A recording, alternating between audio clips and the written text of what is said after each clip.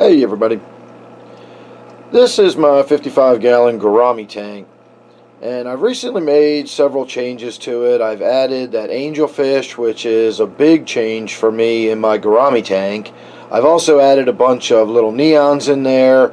I added some honey gouramis inadvertently. They were supposed to be pearl gouramis, but got the wrong gouramis, but that's okay. I'm enjoying them in there.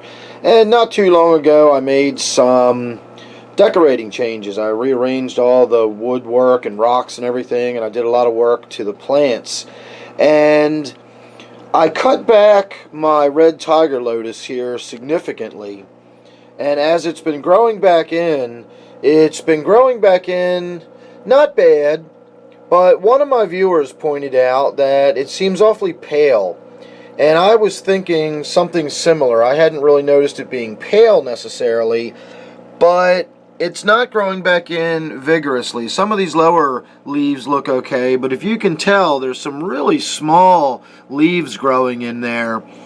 Now, some of that's going to have to do with, if you think about the available leaves that are collecting the light, being all covered with that algae and cyanobacteria and stuff, you know, it's like solar panels being dirty. It's preventing the light from getting on there, and it really reduces the efficiency. But it also occurred to me that it's been, I don't know, at least a couple of years since I put the shop lamp that's on this tank on there. And after a couple of years of use, those tubes have got to be worn out enough that we're not getting anywhere near the proper spectrum, lighting spectrum, that it would have been with when these tubes were new. So to the naked eye, it's not really going to appear that different. And if you were just using a shop lamp to light your shop, for example, you could leave those tubes in there for years and years and years on end. As long as they don't burn out, you know, or blow up or something, you're fine.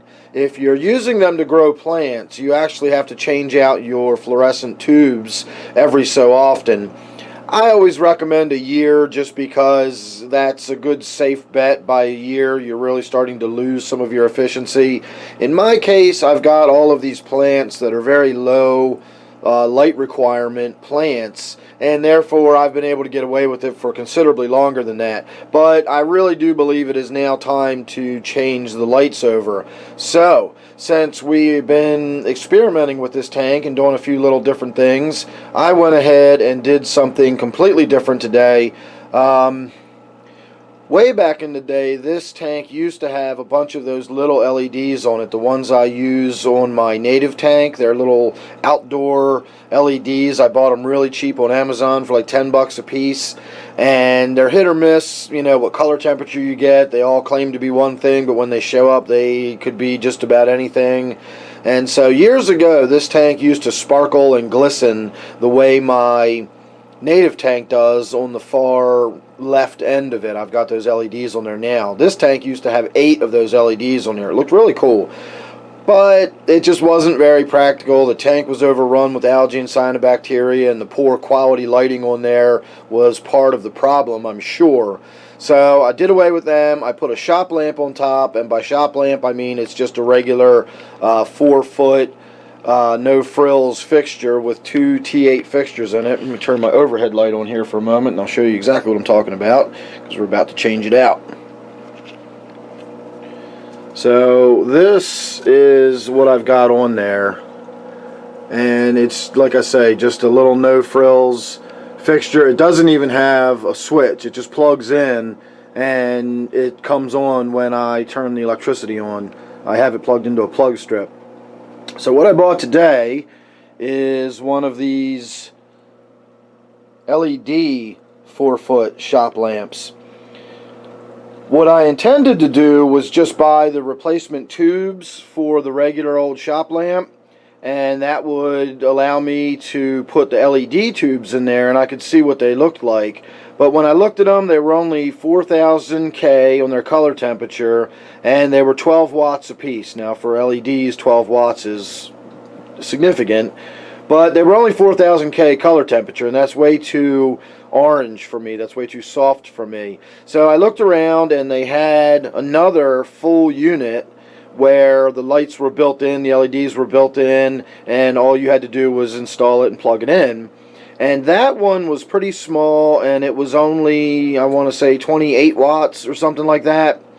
And then next to it was this one. So it's a 40 watt LED, which is significant. I plugged it in upstairs just to make sure it worked before I bothered to bring it down here and everything, and it is bright. So here's the unit itself. Have a little look at it. So it's got the little LED units built in, and they're far enough apart that it should give me good even spacing on my lighting throughout the tank once we get it put on there. So I'm actually worried at this point that it might be a little too bright for what I want. So I guess I can always take it back if it is too bright, and I can get the other one. But we're going to go ahead and do a before and after here. Give me a moment. Let me get the tank covered back up so we get a proper look at it here. We will go ahead and turn the overhead light off. So this is a standard shop lamp with twin T5 tubes. They're both 32 watt tubes, so we've got a grand total of 64 watts of fluorescent tube, and we're about to replace it with 40 watts of LED. So here's your before, and there's your after. So I really like it. I'm really surprised at how good it looks. I don't know what I was expecting, but it looks a lot better than I was expecting. So I'm very happy with it. I'm getting a little bit of that sparkle that I like. So I might actually work on trying to get a little more surface agitation. The more surface agitation I get, the more of that sort of twinkly sunlight effect I'll get in the tank. So the next thing to find out is going to be long term whether or not this is going to do well for my plants. And it should. As I said, I have very low lighting need plants. So any basic LED that's this clearly, a higher color temperature, I don't know if it's exactly 5,000 or whatever they claim it was. I think they claimed it was 5,000. But I can tell you just from experience, from my eye, that it's well above the softer or warmer colors. This is not a 3,000 or 4,000 K light.